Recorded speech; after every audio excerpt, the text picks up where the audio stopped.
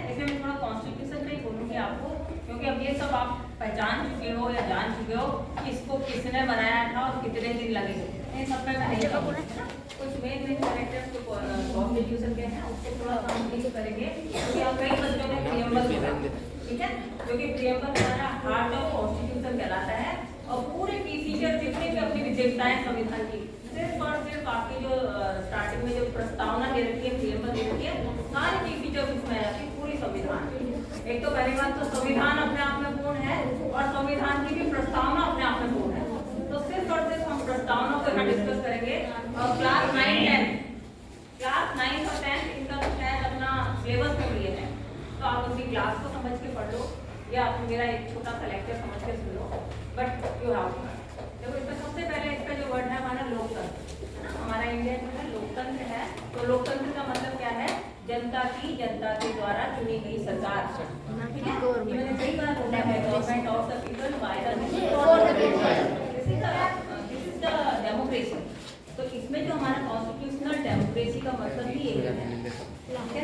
तो इसमें क्या है, हम अपने उनको हम खुद यूज करते हैं, हमारे लिए यूज करते हैं और हम खुद उससे गवर्न होते हैं, ठीक है। जैसे कोई भी गेम खेल रहे हो उसके जैसे सेट रूल्स हैं, ठीक है। इस गेम्स में ये रूल्स को फॉलो करना पड़ेगा, अदरवाइज आप लंच में लड़ते हो, देखो कुछ बच्चे लड़ रहे हैं, कुछ दूसरी चीज है, ऐसा सब होता है, ठीक है। तो ऐसे अपने देश में इतनी सारी पॉपुलेशन है, अगर रूल्स रेगुलेशन नहीं होंगे तो ये लड़ाई झगड़ा और हमारा शांतिपूर्ण जीवन संभव ही नहीं है, ठीक है। इसलिए किसी भी गवर्नमेंट को चलाने के लिए, किसी भी कंट्री को चलाने के लिए अगर कोई फीचर है तो सबसे पहला है कॉन्स्टिट्यूशन। तभी तो जैसे ही हमारा देश आजाद हुआ तो सबसे पहले हमने किसको अडॉप्ट किया?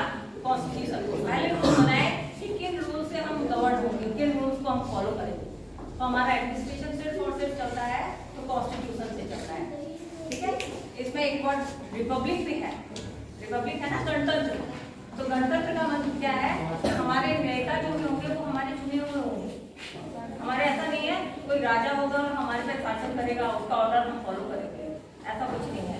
हम नेता हमारे अपने आप चुनेंगे और क्या करेंगे? कभी भी राजतंत्र को फॉलो नहीं करेंगे, हम अपनी पॉलिसीज खुद बनाएंगे। दिस इज द सोवरेन, ठीक है। सोवरेन बोलते हैं, सोवरेन वर्ड सबसे सुना है, संप्रभु। संप्रभु का मतलब क्या है? Rules and regulation. जैसे जैसे हमको नीड्स होती रही 1949 के बाद में, वैसे वैसे हम नया नया लॉ लेके आते रहे और उसको इम्प्लीमेंट करते रहे। ये सोवरेन है, क्योंकि हमारा अब कानून बाहर से रेडीमेड नहीं आएगा, हम अपना कानून अपने आप बनाएंगे, ठीक है। हमने जो भी अपने रिप्रेजेंटेटिव चूज किए हैं वो जाएंगे और जाकर के वो अपने संसद में अपने विधानसभा उसमें रखेंगे और फिर उसमें बिल पास होगा, फिर वो हमारे अकॉर्डिंग होगा, फिर हम उसको लॉ मानेंगे। तो ये क्या, ये सब चीजें क्या है? सोवरेन की है।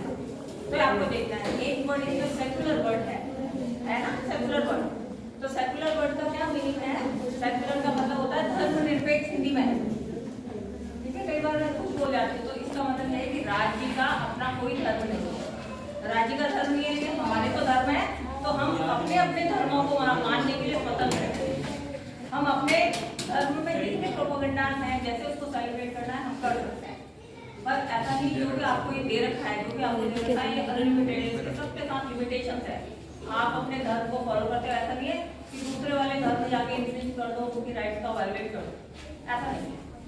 हर एक जो भी आपको राइट मिले हैं सबके सबके पीछे क्या है? लिमिटेशंस है, ठीक है ना। इज इक्वल टू सांड बराबर ब्रैकेट इसके अलावा और हमारी क्या है?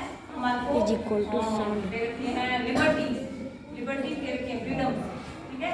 तो फ्रीडम्स का भी देखो बहुत तरह की फ्रीडम है। आप सब बोलने का राइट रखते हो ना, आप इवन आपकी में तो एक दूसरे की कंप्लेन करते हो, समटाइम टीचर्स की भी कंप्लेन कर देते हो, तो ये आपका एक्सप्रेशन का ही तो राइट है नहीं, एक छोटे लिमिट पे। ऐसे ही हमारा राइट, हम ऐसे बड़े हैं तो हमारा राइट वहाँ पर भी है, हम अपनी जो भी प्रॉब्लम्स हैं गवर्नमेंट से शेयर कर सकते हैं और हमारे को बोलने का अपना अधिकार है।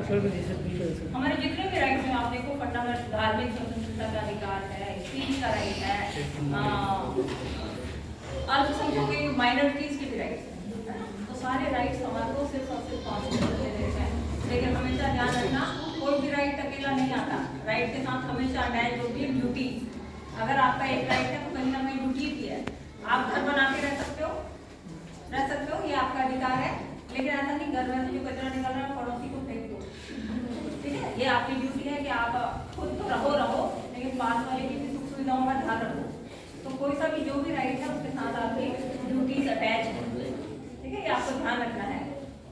और इस वाले दिन को जो है act date enacted for date है, इसका मतलब क्या है, ये 26 जो जनवरी है उसको लागू हुआ था और 1950 इसको हम गणतंत्र दिवस के रूप में मना रहे हैं। तो आपको ध्यान रखना है क्योंकि 1928 से इसको मनाते आ रहे थे, इसीलिए हमने इसको जो है 26 जनवरी को लागू किया था। 3 महीने का वेट किया था, वो तो ये तो नवंबर में तैयार था हमारे पास, चाहते तो हम लागू कर सकते थे, लेकिन हमने कब लागू किया, 26 जनवरी 1950 को, क्योंकि 2-3 महीने बाद वो डेट आने वाली थी। तो हम चाहते थे कि हमारा अगर हम रिपब्लिक डे मनाए तो उसी दिन मनाए, इसीलिए इसको उसी दिन रखे, क्योंकि ये क्या था कि हमारे स्वतंत्र भारत का पहला डॉक्यूमेंट था, ठीक है, फर्स्ट डॉक्यूमेंट है और इसको इम्पोर्टेंट है। और मेरे को लगता है कि एज ए सिटीजन हर बच्चे के पास में कॉन्स्टिट्यूशन की बुक होनी चाहिए, ठीक है।